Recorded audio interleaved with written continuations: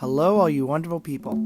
Jurassic Park is a series that captures a sense of childlike imagination, fear, and the feeling of adventure. The franchise is almost anti-theme park, with everything going wrong and many people biting it in horrible dinosaur-themed ways.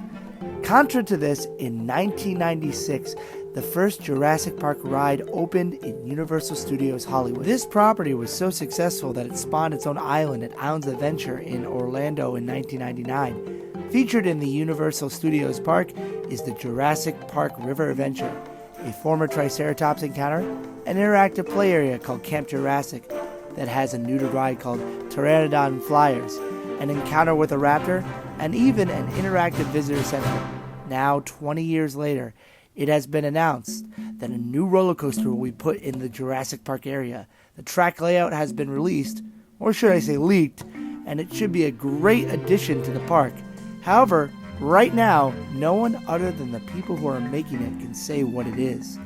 But we might be able to find out what could go there by going around the world to the other two Jurassic Parks to see what could possibly take over this space. Luckily, I've traveled a lot, and I've been able to see every single Jurassic Park area in the world. And if you didn't know, there are two Jurassic Parks in Japan and Singapore that both have roller coasters.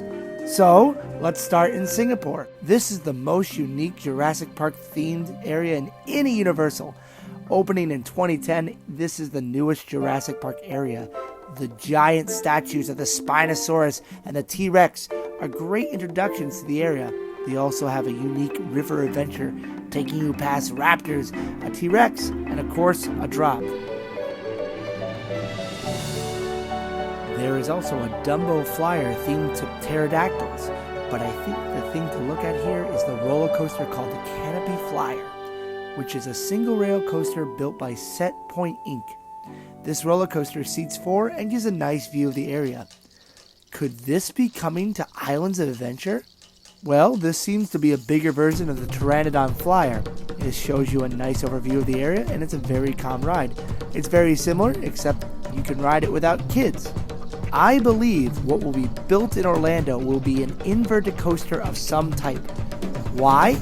Because the popular roller coaster Dueling Dragons, or as you may know it after the Harry Potter retheme, Dragon Challenge, was taken out in 2017, and a new flat coaster is set to open in the Harry Potter area next to Jurassic Park. So, to differentiate from the many flat coasters they already have, I think that this will be a return to an inverted coaster.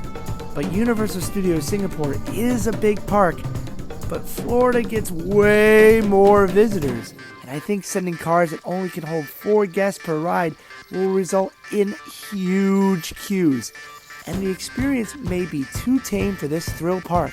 Also, right next to where this hypothetical roller coaster will be placed lies the Pteranodon Flyers, which would be way too similar. Though it's a nice ride, it probably won't be coming to Orlando. But if you were to jump on a plane and head to Japan, you would see the final Jurassic Park area.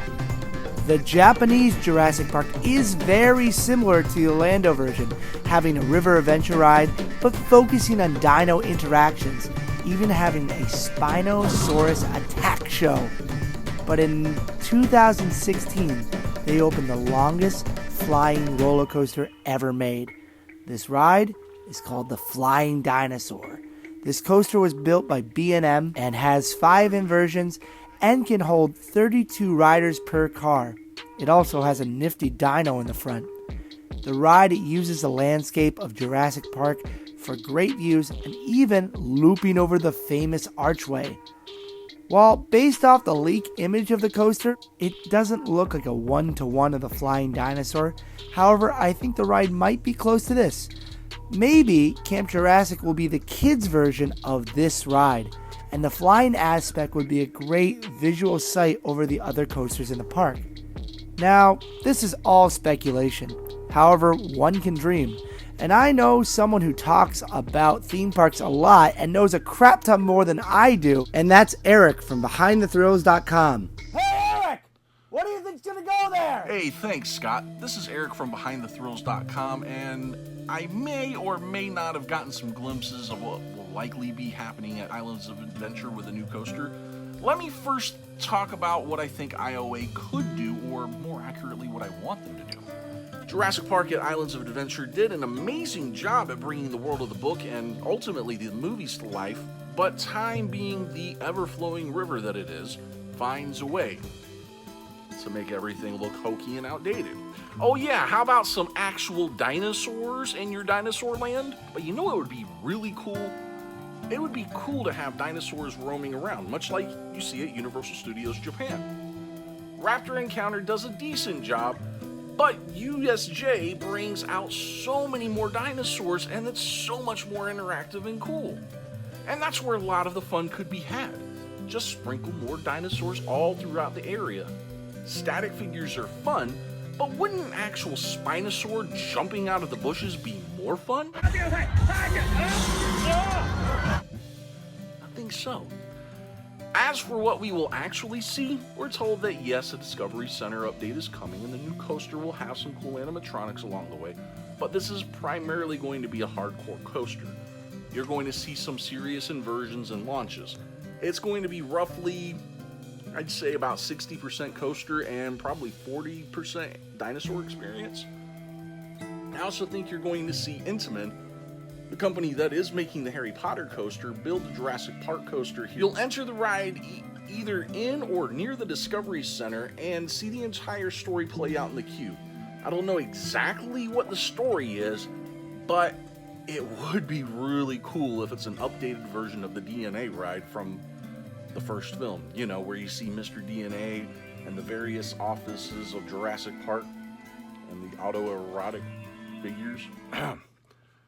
As for the ride, you're going to have a massive launch out over the lagoon, and it would be great if the powers that be gave us a gened ride, and we're zooming through amber mines and different dinosaur habitats, which is still possible, as Universal really does some highly themed attractions, but that's probably asking a lot.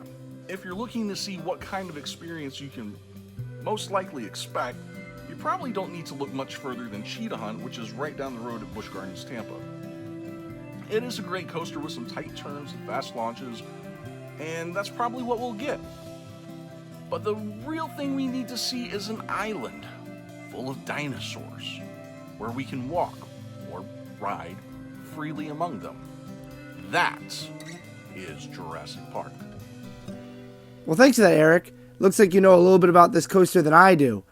And if you guys like theme parks, you probably already know BehindTheThrills.com. They write a ton of articles about different theme parks around the world, from construction updates to announcements to actually just seeing the park and doing a little editorial work. So if you like theme parks, check out BehindTheThrills.com. Anyway, what kind of roller coaster do you think will be coming to Islands of Adventure? Will it be a ride with a story? Will it be an inverted ride? Or will it be another flat roller coaster? Leave a comment down below saying what you hope it will be, or maybe what you think it will be. And if you guys like videos from theme parks, especially videos from Japan, please consider subscribing and clicking that notification bell. I do a lot of live streams, and I go to a lot of theme parks. But until next time, you can do it, I can do it, we can all do it. Stay groovy and have a wonderful day.